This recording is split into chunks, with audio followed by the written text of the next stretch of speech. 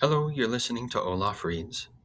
I'm Olaf Harrenson, and today's reading will be from the Unanimous Declaration of the 13 United States of America in Congress, July 4th, 1776. Thank you for listening. Now the Declaration begins.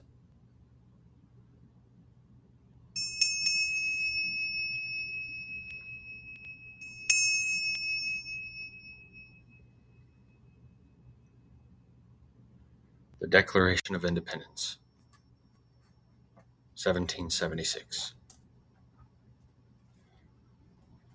When in the course of human events it becomes necessary for one people to dissolve the political bands which have connected them with another, and to assume, among the powers of the earth, the separate and equal station to which the laws of nature and of nature's God entitle them, a decent respect to the opinions of mankind requires that they should declare the causes which impelled them to the separation.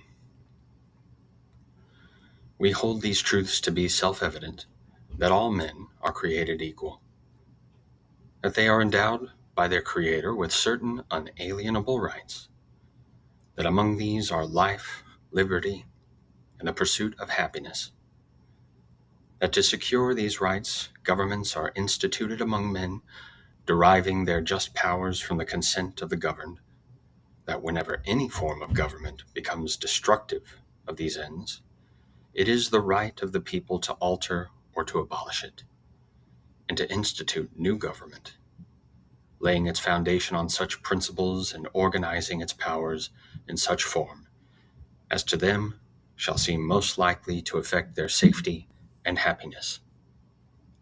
Prudence, indeed, will dictate that governments long established should not be changed for light and transient causes, and accordingly all experience hath shown that mankind are more disposed to suffer, while evils are sufferable, than to right themselves by abolishing the forms to which they are accustomed.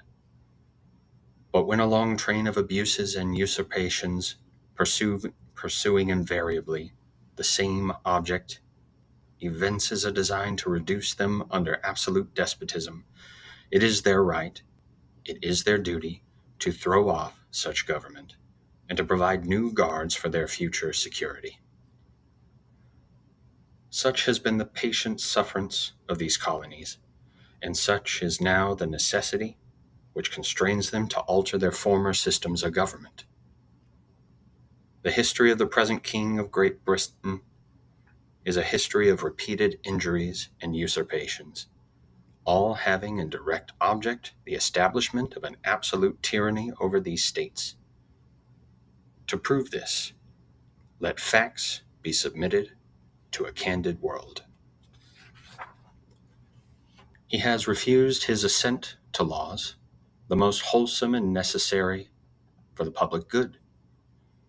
He has forbidden his governors to pass laws of immediate and pressing importance, unless suspended in their operation till his assent should be obtained. And when so suspended, he has utterly neglected to attend them. He has refused to pass other laws for the accommodation of large districts of people, unless those people would relinquish the right of representation in the legislature, a right inestimable to them and formidable to tyrants only. He has called together legislative bodies as places unusual, uncomfortable, and distant from the depository of their public records, for the sole purpose of fatiguing them into compliance with his measures. He has dissolved representative houses repeatedly for opposing with manly firmness his invasions on the rights of people. He has refused for a long time, after such dissolutions, to cause others to be elected, whereby the legislative powers, incapable of annihilation, have returned to the people at large for their exercise, the state remaining in the meantime exposed to all the dangers of invasion from without and convulsions within. He has endeavored to prevent the population of these states, for that purpose obstructing the laws of naturalization of foreigners, refusing to pass others to encourage their migration hither, and raising the conditions of new appropriations of lands. He has obstructed the administration of justice by refusing his assent to laws for establishing judiciary powers. He has made judges dependent on his will alone for the tenure of their offices and the amount and payment of their salaries. He has erected a multitude of new offices and sent hither swarms of officers to harass our people and eat out their substance. He has kept among us, in times of peace, standing armies without the consent of our legislatures. He has affected to render the military independent and of superior to the civil power. He has combined with others to subject us to a jurisdiction foreign to our Constitution and unacknowledged by our laws, giving his assent to their acts of pretended legislation, for quartering large bodies of armed troops among us, for protecting them by mock trial from punishment for any murders which they should commit on the inhabitants of these states, for cutting off our trade with all parts of the world, for imposing taxes on us without our consent, for depriving us in many cases of the benefits of trial by jury, for transporting us beyond seas to be tried for pretended offenses, for abolishing the free system of English laws in a neighboring province, establishing therein an arbitrary government, and enlarging its boundaries so as to render it at once an example and fit instrument for introducing the same absolute rule into these colonies, for taking away our charters, abolishing our most valuable laws, and altering fundamentally the forms of our governments, for suspending our own legislatures, and declaring themselves invested with power to legislate for us in all cases whatsoever. He has abdicated government here by declaring us out of his protection and waging war against us. He has plundered our seas, ravaged our coasts, burnt our towns, and destroyed the lives of our people. He is at this time transporting large armies of foreign mercenaries to complete the works of death, desolation, and tyranny, already begun with circumstances of cruelty and perfidy, scarcely paralleled in the most barbarous ages, and totally unworthy of the head of a civilized nation. He has constrained our fellow citizens, taken captive on the high seas to bear arms against their country, to become the executioners of their friends and brethren, or to fall themselves by their hands. He has excited domestic insurrections among us, and has endeavored to bring on the inhabitants of our frontiers the merciless Indian savages, whose known rule of warfare is an undistinguished destruction of all ages, sexes, and conditions. In every stage of these oppressions, we have petitioned for the redress in the most humble terms. Our repeated petitions have been answered only by repeated injury. A prince, whose character is thus marked by every act which may define a tyrant, is unfit to be the ruler of a free people.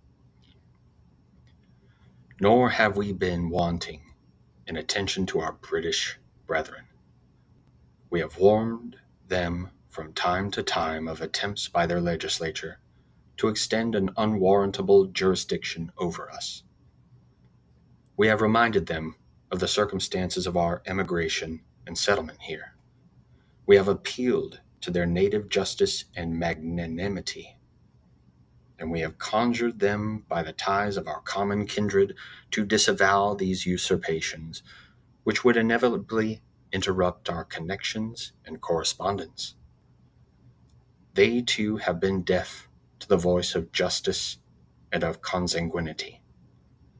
We must therefore acquiesce in the necessity which denounces our separation, and hold them, as we hold the rest of mankind, enemies in war, in peace friends.